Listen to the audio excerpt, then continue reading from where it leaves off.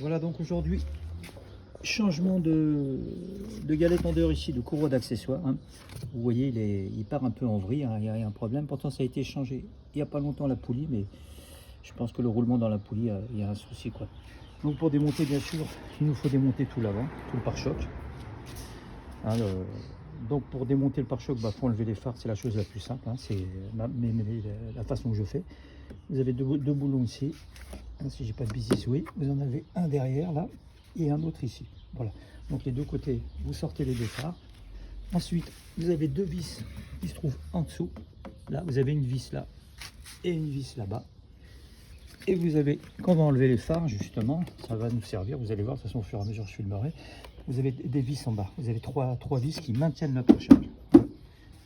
Donc comme je suis tout seul, je ne peux pas filmer chaque manœuvre que je fais. Donc là, je commence par les phares, hein. Je démonte les phares. Donc, comme je vous ai dit, deux là, un là en bas et un ici. Ça va nous permettre d'avancer le phare. On pourra le laisser brancher, c'est juste pour pouvoir accéder à ce que je vais vous montrer. Voilà, le phare, il a été enlevé. Hein. Donc comme je vous avais dit, une vis là, une vis là. Une vis ici, hein, et une vis qui est là, hein, d'en haut, vous voyez. C'était juste pour accéder à ici. J'essaie de vous montrer. Voilà, ici, vous voyez derrière, on va aller la tête envers deux. Voilà. Là, vous voyez les petites vis qu'on a ici, là, en bas. J'essaie de vous la montrer avec la lumière, c'est pas facile pour moi.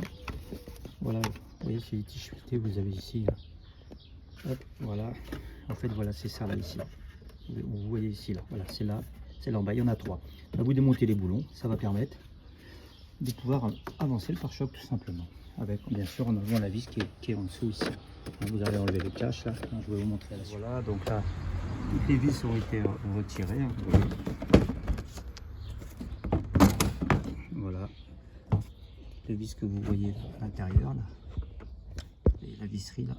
Hop, voilà, tout ça c'est parti. Comme ça, le pare-choc, on pourra le tirer. Moi, je laisse les faire brancher, on le tirera après.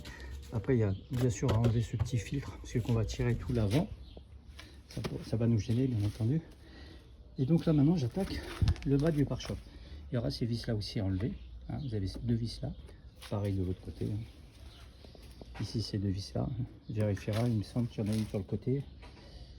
On verra après de toute façon en tirant. Donc là, maintenant, on enlève les caches. C'est cachable. J'ai déjà vu des gens me demander comment on faisait. Bah, tout simplement ici, vous voyez, vous avez un petit, je filme, j'essaye, voilà. Là, il y a un petit bitonio, bah, vous levez la patte, voilà, pour tirer. Et l'autre côté, pareil, et ainsi de suite. Hein, il n'y a rien de, je sais pas si vous voyez là, quand je filme. Voilà, on tire un peu. Et voilà. Hein. Et voilà comment c'est fait. C'est ça là. Donc ça, quand vous êtes à l'intérieur, vous le baissez. Voilà. Vous appuyez et vous le baissez, ça vous permet de déclipser. Voilà, le pare-choc a été enlevé, hein. Donc c'était cette vis là en dessous, hein, qu'il faut dévisser. Donc il ne faut pas la dévisser complètement, hein. C'est juste pour qu'elle passe sur les axes. En fait ici voilà le pare-choc. En fait vous voyez, vous comprenez, on est en bas, on visse par en bas la vis, elle vient bien. Donc quand elle se dévisse, il faut juste qu'elle puisse passer, qu'elle ne gêne pas du pare-choc, qu'elle reste sur place. Voilà. De toute façon en le faisant vous comprenez, des fois c'est embêtant parce que c'est cassé, à moitié cassé là, c'est une fragilité sur ces bagnoles. Voilà, donc là on a plus qu'avant à avancer. Hein, donc là j'ai démonté là. Donc là ça tient, on va regarder un petit peu ce qui nous tient encore, mais il n'y a plus grand chose là. Et comme ça on va pouvoir mettre l'avant de façon atelier. Voilà. Donc, je continue et je vous montre au fur et à mesure. Voilà. Donc pour mettre la position atelier, donc en haut je vous ai montré tout est débranché. Maintenant on a ces vis là démontées. Vous en avez trois. Une, deux, en bas là. Hop. Je suis tout seul, c'est pas facile. Et là trois. Pareil l'autre côté, hein. Vous en avez trois. Vous les voyez là. Une, deux et trois. Voilà. Donc ça vous les démontez. Et après on va pouvoir mettre l'avant façon atelier. Donc là en dessous, j'ai enlevé la durite aussi du turbo, hein. C'est beaucoup plus pratique avec la petite résonance en haut. Et là vous avez la vis comme je vous avais dit, hein. Donc là je m'avance que vous comprenez. Ici, hein, vous avez une vis ici, pareil de l'autre côté. Voilà, donc j'enlève la durite en bas. Je vais enlever l'autre là-bas, la durite aussi en dessous. Hein. Vous ne pouvez pas ne pas voir, hein. C'est pas bien compliqué. Pareil sur le côté. Là, on va pouvoir tirer tout là-bas. Là, j'ai retiré le ventilateur, hein. Ça là, simplement le virer. Donc, je pense que vous connaissez tout ça. Il est vissé sur le vis au coupleur, hein. Des petites vis hein, avec une clé à laine, des petites vis comme ça. Voilà, donc on va monter. Donc là, on arrive au vis au coupleur. Donc là, ici, je vais détendre en poussant ça vers le bas, tout simplement. Voilà. Ça. Voilà la clé. Voilà, donc là, je vous montre, mais je ne pourrais pas filmer en même temps. Donc en poussant là comme ça, voilà, vous voyez, ça détend la courroie tout simplement, et je l'enlève. Et après, ben, je vous montre la suite. La panne de départ, hein, comme je vous disais, hein, c'est cette poulie qui faisait du bruit. Pourtant, je l'ai changée il n'y a pas longtemps. Hein. La poulie à première vue, même elle bouge, hein, comme vous pouvez le voir. Attendez, j'essaie de vous mettre un peu plus net. Voilà, donc même elle bouge. Et puis, là, regardez le bloc, comment il bouge. Donc voilà la panne. Donc la panne, ça m'est venu un bruit. Voilà, bruit de courroie que je venais de changer et ça faisait un mois. Donc j'arrête tout de suite quand c'est comme ça et on va chercher. Voilà. Sur la vie des Villeneuvois entre le 11e et le 14e siècle, 12 archéologues travaillent sur voilà, première vue. Donc là, il bouge.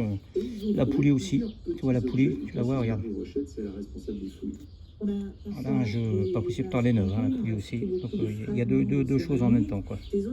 Voilà, donc pour démonter le vis au coupleur, donc vous voyez, moi je prends un démonte filtre à huile, ici là. J'enlève cette vis du démonte filtre à huile, celle-là, hein, pour pouvoir passer toute la bague, et je mets une courroie en dessous. Comme ça va me permettre juste de maintenir la poulie du vis au coupleur. Et là derrière, vous avez, voilà, et ça vient juste derrière, hein, avec une clé, comme vous voyez, style Allen BTR. Voilà. Voilà, vis au coupleur enlevé, hein. Donc vous voyez un peu le système que j'ai fait, hein. Filtre à huile, je mets une courroie entre. Voilà, à l'intérieur j'ai mis une courroie pour bloquer. Voilà, vous démontez cette vis pour pouvoir passer la bague du filtre à huile. Et voilà, là on arrive sur le galet tendeur. Donc voilà, bien contrôler votre, vous voyez, vous tournez, et clac, vous l'arrêtez et vous voyez dedans il tourne encore un peu. Donc on est bon, il n'y a pas de problème à ce niveau-là. Là, bien sûr, comme vous pouvez voir, hop, là il y a un problème net. Hein. Donc il y a un peu de jeu, je veux bien, mais là c'est ça. En fait, bon, ça devait bouger, des accès, vous voyez, regardez un peu le décalage, hein. Il est énorme. Bon, on voit pas bien. Donc pour démonter, lui, c'est juste une vis qu'il y a ici. Hop, ici. Et là en bas, ici. Voilà, comme je suis tout seul, hein, j'insiste, hein, pas facile pour moi de tout vous montrer. Et puis après ça vient tout seul.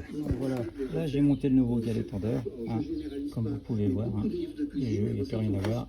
Et la différence ici, je mets un peu en zoom. Ici la distance, on n'est plus collé, l'autre il était complètement collé presque. Il n'était plus aligné. Donc voilà, là on est bien aligné. Donc quand vous entendrez le moindre bruit, il ne faut pas hésiter. Et ça, comme je vous ai dit, vous avez une vis là, une vis là. Voilà votre galet tendeur. Et là, vous avez une vis là, ici, là. Et là, hop, et une vis qui est là. Voilà, ici et ici. 25 NM. Voilà, respectez bien les coups de serrage. Hein. Et n'oubliez pas de mettre ça. Ça va dans le plus gros, il va là. Mais là, vous voyez, j'ai pris de la Marquina. Hein, je vais faire un peu de pub. Hein, j'ai pris du Wina, hein, parce que bon, j'aime bien cette marque aussi. Et eux, ils ont fait, il a à peu près la même grandeur des deux côtés, là, de la première vue. Donc ils ont peut-être rectifié un peu des voilà, bon, le remontage. Hein. Bon, bah, c'est pareil que le remontage, c'est comme le démontage. Hein. Il n'y a rien de particulier. Donc voilà, tout est remis en place. Hein. Donc tout est bien aligné. Voilà, donc pareil, vous remettez les deux vis là. Vous avez les trois vis ici, hein. Une, deux, trois, pareil. Il faut pas oublier cette petite vis. Pareil de l'autre côté. Et après, on va enquiller le pare-choc. Hein. Et puis c'est tout. Le travail est fini. Voilà, vis au couple remis. Hein. La vis derrière, hein, qui est juste là, comme je vous ai dit. Hein. Elle est juste là. Hein. Vous passez avec une petite rallonge en douille. Là, vous maintenez avec mon système pour serrer. Tout simplement, c'est serré à 45 mm. Voilà. Donc là, on continue le remontage. On va mettre la courroie. Hein.